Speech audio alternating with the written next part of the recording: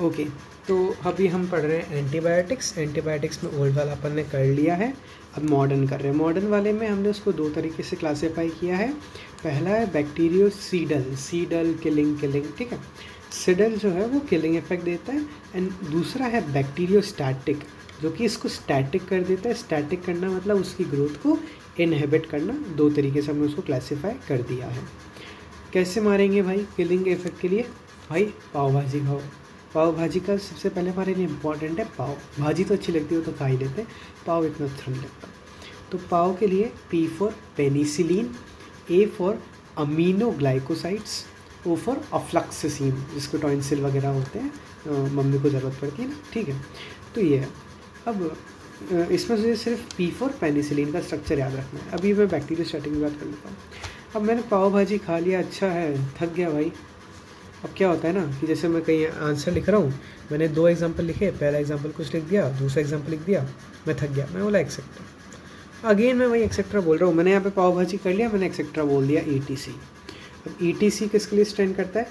E for erythromycin, T for tetracycline और C for chloramphenicol. यहाँ पे हमें क्लोरामफेनिकोल का स्ट्रक्चर याद रखना है, इधर पेनिसिलिन का स्ट्रक्चर।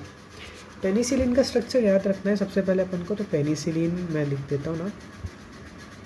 पेनिसिलिन में कुछ नहीं है, 4 मेंबर का घर बना और एक 5 मेंबर का घर बना। नाइट्रोजन जो है थोड़ा ज़्यादा ही उसको रईसी आ रही है, वो दोनों घर में रह रहा है। एक घर में वो रह रहा है कार्बोनिल के साथ, एक घर में रह रहा है वो सल्फर के साथ। अब बड़ा घर है, खाली तो छोड़ नहीं सकते कॉर्नर, तो भाई ले लगा दे गार्ड्स। इधर 2 मिथाइल लगा दिए यार। अब छोटे मोटे गार्ड्स तो लगा दिए हैं, एक बड़ा गार्ड COOH लगा दे, और इधर एक NHC डबल बॉन्ड OR लगा दे। ये तेरे पास पेनिसिलिन का जनरल स्ट्रक्चर आ गया है। R की थोड़ी वैल्यू चेंज करके तो अलग अलग वेरिएशंस ऑफ पेनिसिलिन बना सकता है। तो तूने क्या करा, एक 4 मेंबर का घर बनाया, एक 5 मेंबर का घर बनाया, नाइट्रोजन को घर के बीच में रखा, वो दोनों घर में रह रहा है। एक 4 मेंबर के घर में वो कार्बोनिल के साथ रह रहा है, 5 नंबर के घर में वो सल्फर के साथ रह रहा है। घर बहुत बड़ा है तो उसमें अपन खाली नहीं छोड़ सकते, क्या बोलते हैं, गार्ड्स लगाने पड़ेंगे। गार्ड्स लगा दिए, एक गार्ड मिथाइल, एक गार्ड मिथाइल। अब बहुत सारे मिथाइल तो कर नहीं सकते, तो एक फिर तुमने बड़ा गार्ड COOH लगा दिया।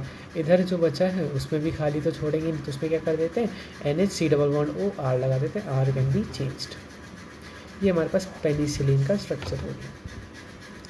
अगला स्ट्रक्चर है क्लोराम फेनिकोल। इसको अपन को कैसे बनाना है, 1,3 प्रोपेन डायोल से शुरुआत करनी है, ठीक है।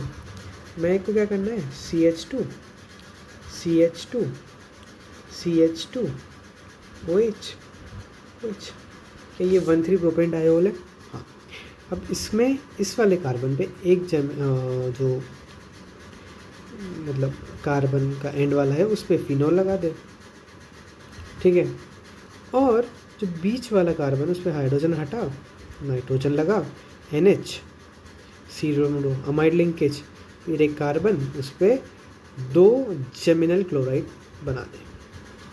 तो दिस इज़ योर क्लोरामकोल का स्ट्रक्चर। क्लोरामफेनिकोल क्या करा, तुमने प्रोपेन 1,2 डायोल लिया, उसमें तूने एक कार्बन जो कि मतलब कॉर्नर वाला कार्बन एक तरह से कह सकते, क्योंकि कार्बन जो भी है समझ गया है ना, उसमें तूने फिनोल लगा दिया। फिर तूने बीच वाले कार्बन पे NHCO लगाया, यानी कि एमाइड टाइप की चीज़ लगाई, और CHCl लगा दिया। That's it.